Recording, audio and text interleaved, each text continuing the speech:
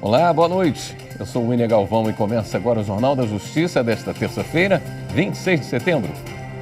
O Conselho Nacional de Justiça aprova a alteração de regras para a promoção por merecimento de magistrados à segunda instância do Judiciário. A intenção é ampliar o número de mulheres nesses cargos. Esse é um dos destaques de hoje. Você acompanha também nesta edição. Ministros do Supremo começam a julgar pela primeira vez em plenário virtual ações penais de réus que participaram dos ataques de 8 de janeiro. STF reafirma que danos ao meio ambiente são imprescritíveis. E ainda, a cerimônia de entrega do Prêmio CNJ, juíza Viviane Vieira do Amaral, que reconhece ações de prevenção e enfrentamento à violência doméstica e familiar contra mulheres.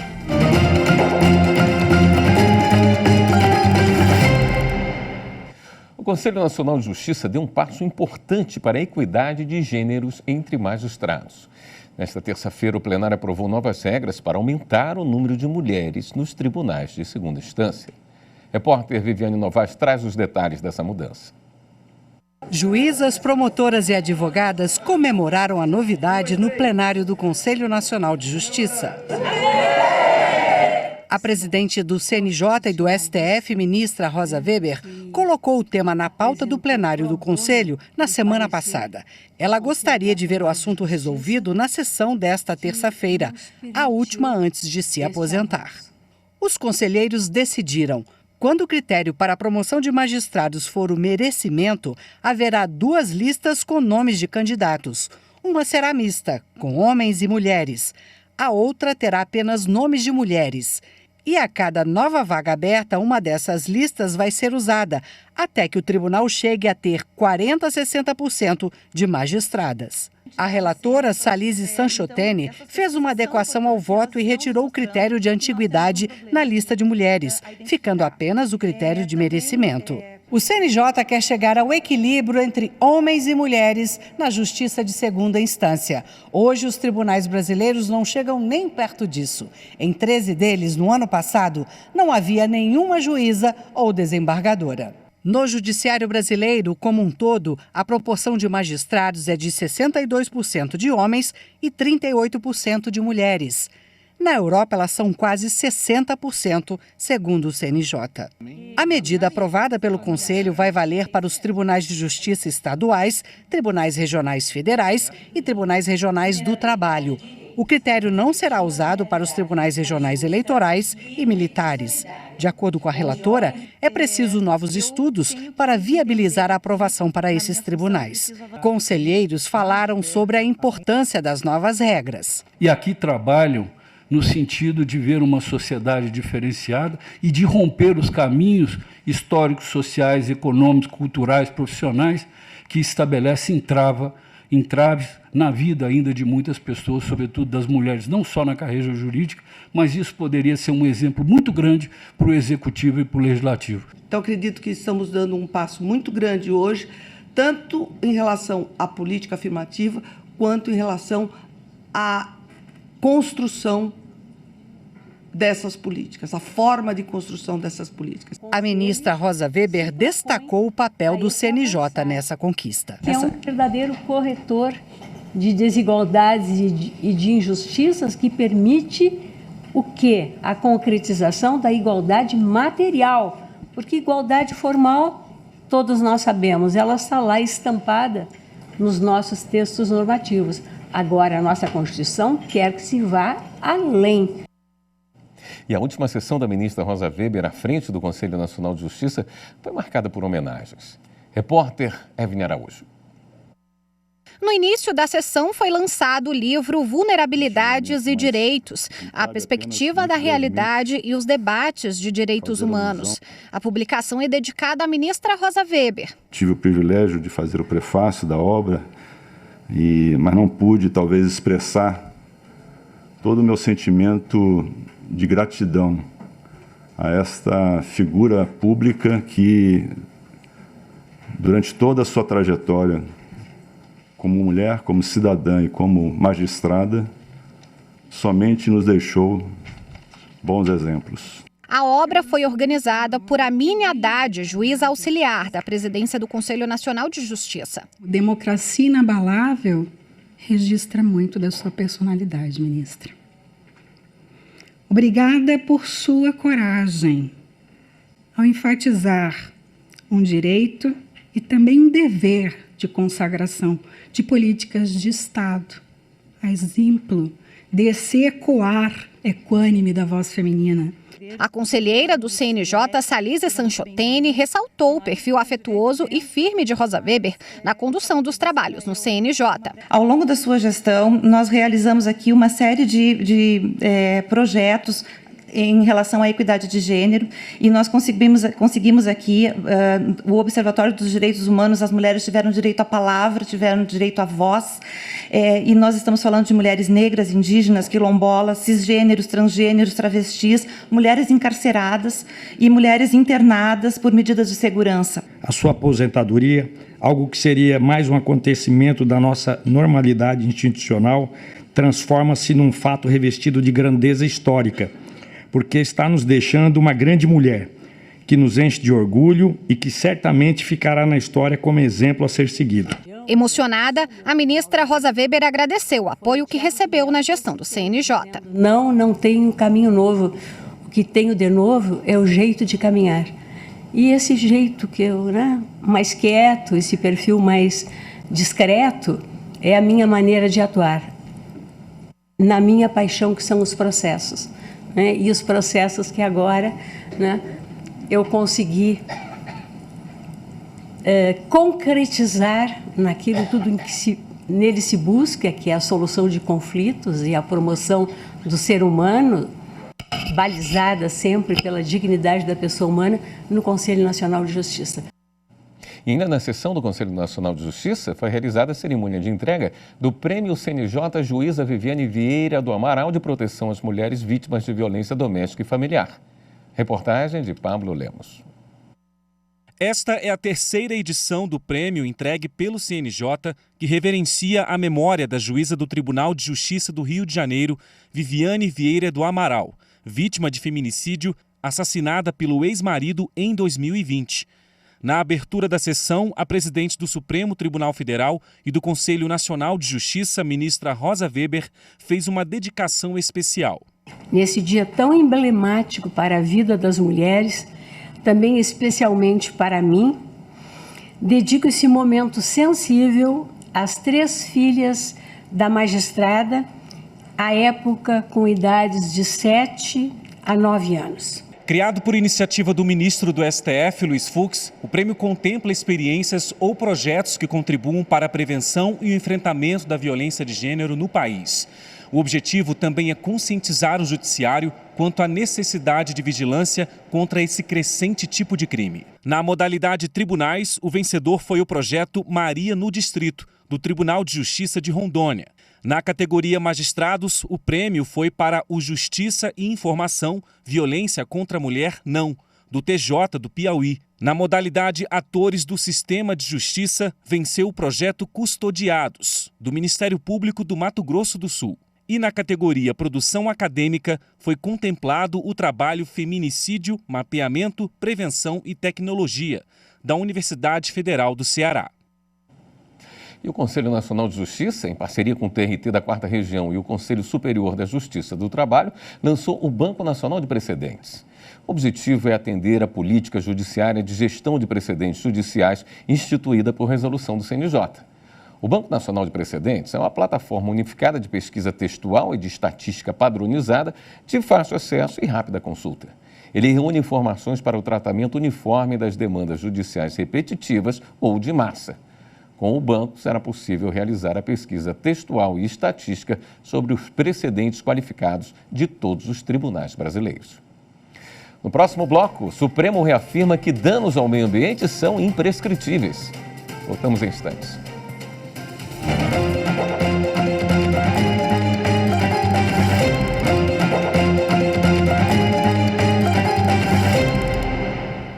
O Supremo reafirmou jurisprudência sobre a impossibilidade de restituição pela via administrativa de pagamentos de tributos ou penalidades que foram reconhecidos judicialmente como indevidos. O pagamento só pode ser feito por meio de precatórios ou requisição de pequeno valor.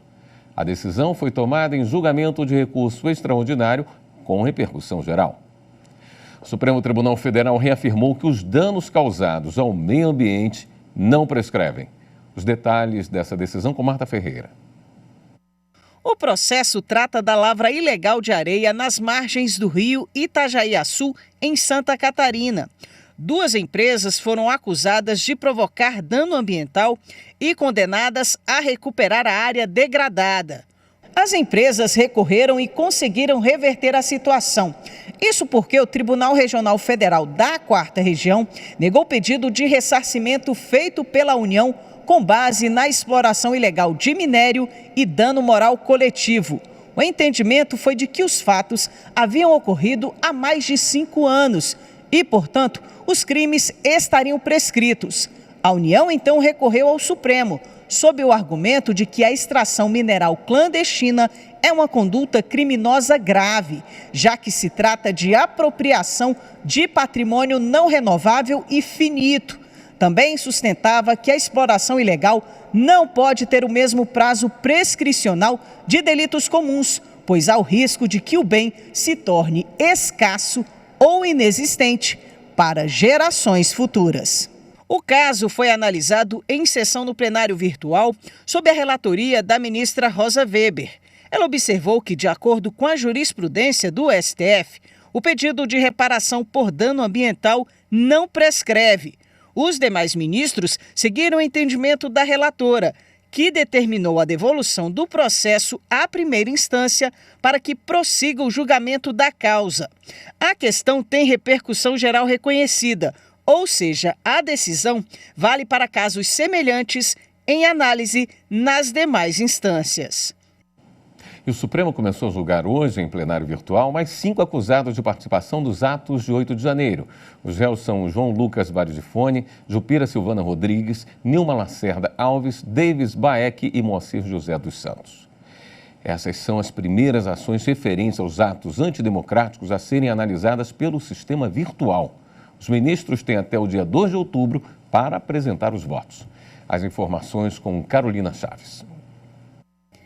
A presidente do Supremo Tribunal Federal, ministra Rosa Weber, atendeu o pedido do relator, ministro Alexandre de Moraes, com base no regimento interno e resolução do Supremo, para levar as ações penais referentes aos atos antidemocráticos para o plenário virtual da Corte.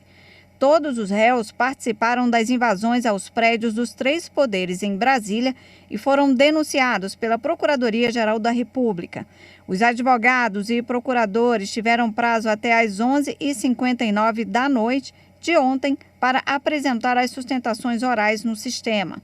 Essas são as primeiras ações referentes aos atos antidemocráticos julgadas no plenário virtual. No plenário físico, os ministros condenaram os 3 primeiros réus a penas que variam de 14 a 17 anos de prisão. Os réus são acusados de golpe de Estado, abolição violenta do Estado Democrático de Direito, associação criminosa armada, dano qualificado e deterioração do patrimônio tombado. No julgamento pelo plenário virtual iniciado hoje, o relator, ministro Alexandre de Moraes, foi o primeiro a se manifestar. Ele absolveu apenas Davis Baek dos crimes de dano qualificado e deterioração do patrimônio tombado e manteve a mesma linha de entendimento dos primeiros julgamentos em relação às outras acusações e aos outros réus. As penas propostas pelo relator também são semelhantes às primeiras condenações, entre 12 e 17 anos de prisão, além de multa. A terceira sessão do Superior Tribunal de Justiça decidiu que a proibição de bebida no regime aberto deve considerar o crime e a situação pessoal do condenado. Repórter Samanta Peçanha. O colegiado firmou o entendimento ao dar parcial provimento a uma reclamação e, nos termos de decisão anterior proferida pelo STJ em habeas corpus, ordenar que o juízo da execução revise a determinação de proibir a ingestão de bebida alcoólica imposta a um condenado por roubo como condição para cumprir a pena em regime aberto. Em decisão aplicável a todas as pessoas que cumprissem pena em regime aberto na comarca mineira de Guaxupé, o juízo da execução havia proibido o consumo de qualquer tipo de bebida alcoólica. Após decisão do STJ em habeas corpus determinando ao juízo que fundamentasse de forma individualizada eventuais condições especiais de cumprimento da pena, a Vara de Execuções Penais manteve a proibição de ingestão de álcool, citando razões como o comportamento do reeducando no curso da execução penal e problemas de saúde dele. O relator da reclamação, o ministro Reinaldo Soares da Fonseca, ponderou que, de fato, o apenado não deve ingerir álcool durante o horário de trabalho ou antes de dirigir. Mas, para o ministro, não parece irrazoável que o condenado, estando dentro da residência no período noturno ou em dias de folga, venha a ingerir algum tipo de bebida alcoólica, cujo consumo não é vedado pelo ordenamento jurídico brasileiro. O relator ressaltou, contudo, que o consumo deve ser feito com moderação. Um engenheiro civil de Cuiabá, Mato Grosso, vai ser indenizado por usar equipamento pessoal para trabalhar. A decisão da terceira turma do Tribunal Superior do Trabalho. O repórter Ebner Araújo traz as informações. O engenheiro contou na ação que precisou implantar um laboratório para análise dos produtos produzidos depois da finalização da construção de uma fábrica. Com isso, a empresa pediu que ele utilizasse os equipamentos pessoais para atender a essa necessidade até que providenciasse a compra. Contudo, segundo ele, essa aquisição nunca ocorreu e os materiais ficaram à disposição da empregadora durante os 12 anos de contrato. O Tribunal Regional do Trabalho da 23ª Região, em Mato Grosso, afastou condenação de primeiro grau que havia julgado improcedente o pedido de indenização do trabalhador. O TRT decidiu que a empresa indenizasse o profissional em R$ 2.000 por ano de contrato e mais R$ 4.000 por mês de utilização do equipamento. A empregadora, então, recorreu ao Tribunal Superior do Trabalho. O relator do caso, na terceira turma, ministro Maurício Godinho Delgado, explicou que a utilização de material próprio para o desempenho de atividades justifica a aplicação da regra da CLT de que cabe a quem contrata assumir os riscos da atividade econômica. Por isso, ele deve indenizar o empregado pelo desgaste do patrimônio, sob pena de enriquecimento ilícito. A decisão foi unânime e não cabe mais recurso. O Ministério Público Federal se posicionou contrariamente ao projeto de lei que pretende proibir a união homoafetiva. Uma nota oficial foi encaminhada ao Congresso Nacional. Márcio Fonginelli tem as informações. Assinada pela Procuradoria Federal dos Direitos do Cidadão, que integra o Ministério Público Federal, a nota pública contra o projeto de lei, que tem como objetivo proibir a união homoafetiva, foi encaminhada diretamente à Câmara dos Deputados, que discute o assunto. O PL 567, de 2009, prevê que a relação entre pessoas do mesmo sexo não pode ser equiparada ao casamento ou à entidade familiar, prevista na Constituição Federal como união entre homem e mulher. Para o MPF, a proposta, na verdade, representa um retrocesso em relação aos direitos e garantias fundamentais das pessoas LGBTQIA+. Além disso, a proposta pode ser considerada inconstitucional porque fere o princípio da dignidade humana e a proibição de qualquer forma de discriminação. A nota enviada ao Congresso Nacional também reforça que, em 2011, o Supremo Tribunal Federal reconheceu a união estável entre pessoas do mesmo sexo, aquela entre homem e mulher. Foi no julgamento da ação direta de inconstitucionalidade 4227, para a garantia de acesso a direitos civis, como herança, compartilhamento de planos de saúde e pensão. O projeto de lei contra a união homoafetiva deve ser votada nesta quarta-feira. A seguir, a gente fala de ações do Judiciário com jovens estudantes. Voltamos já.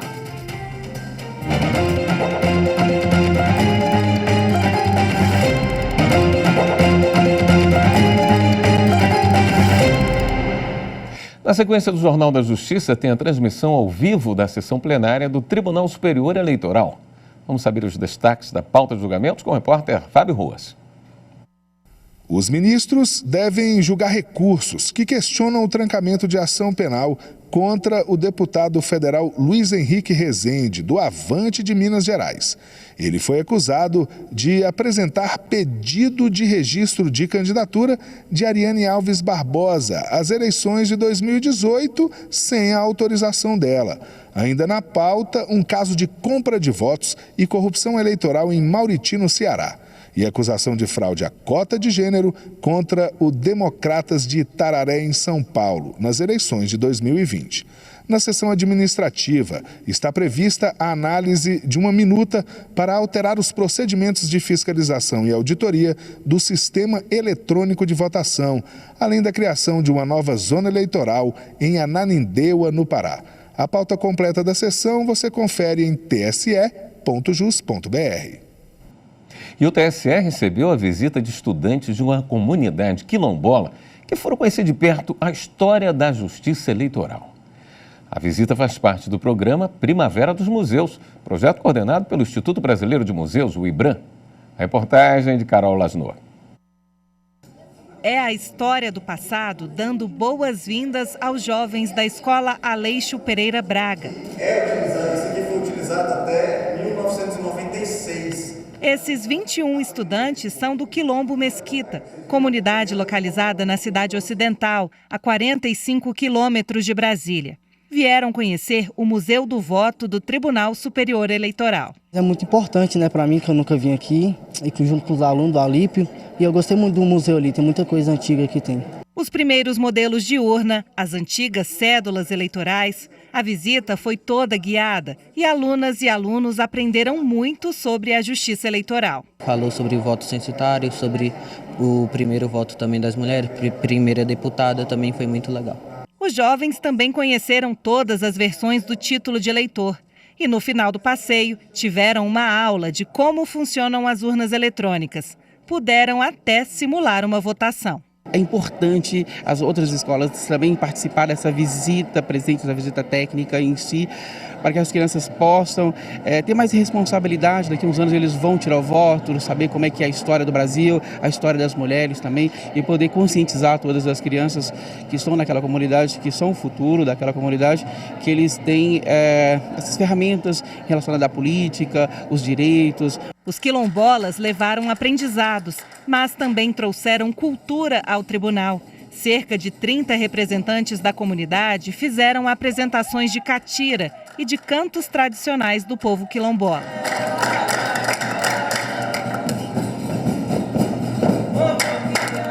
Falar de primavera, falar de memória, falar do Quilombo Mesquita, que completou este ano 278 anos de história, é um marco para nós. Estarmos hoje aqui apresentando um pouco da nossa cultura, da nossa história, da nossa ancestralidade, é muito forte isso. É muito bom mesmo trazer minha cultura para cá, saber que o meu povo pode estar aqui. Já em Mato Grosso, o judiciário é que foi ao encontro dos estudantes numa escola pública do município de Várzea Grande. Desta vez o projeto Nosso Judiciário do Tribunal de Justiça tratou do tema cyberbullying. Reportagem de Celi Silva. Ser uma justiça inclusiva e que respeita o cidadão. Essa é a missão que o Tribunal de Justiça de Mato Grosso cumpre dia a dia, indo ao encontro dos mais diversos públicos para levar serviços e informações. É o que ocorre, por exemplo, com estudantes, por meio do projeto Nosso Judiciário. A Escola Estadual Professora Elizabeth Maria Bastos Mineiro, em Várzea Grande, recebeu a equipe do tribunal, que apresentou aos alunos do ensino médio uma palestra sobre o funcionamento da justiça e como acessá-la para buscar os seus direitos, inclusive de forma gratuita, no caso das pessoas de baixa renda. Eu aprendi que os juizados especiais tornam a justiça mais acessível e de respostas imediatas. E eu gostei muito disso porque eu não sabia disso tudo antes. Tanto é que essa palestra foi muito boa para me ajudar a entender tudo isso. Com o apoio de material didático elaborado pelo Tribunal de Justiça e exemplos reais de conflitos que foram objeto de processos judiciais, os adolescentes foram alertados sobre a importância de agir de forma ética e pensando no próximo. Sobre o tema do ciberbullying, eu não sabia que a gente não pode gravar vídeo das pessoas sem o consentimento dela, que é um crime que está na Constituição, né? Se é aprovado. A gente não pode sair postando por aí coisa sem o consentimento da pessoa, coisa que ofende o próximo, como por exemplo, fake news também, entendeu? Coisa que podem lesar o próximo. Além de eu estar prejudicando a pessoa, eu estarei prejudicando a mim mesmo. Nós lidamos com adolescentes de todas as idades e que muitos não têm acesso a essas informações. Então, é de grande valia, muito importante para a escola e também para os nossos alunos. Esta edição do Jornal da Justiça fica por aqui. Uma ótima noite para você. Até amanhã.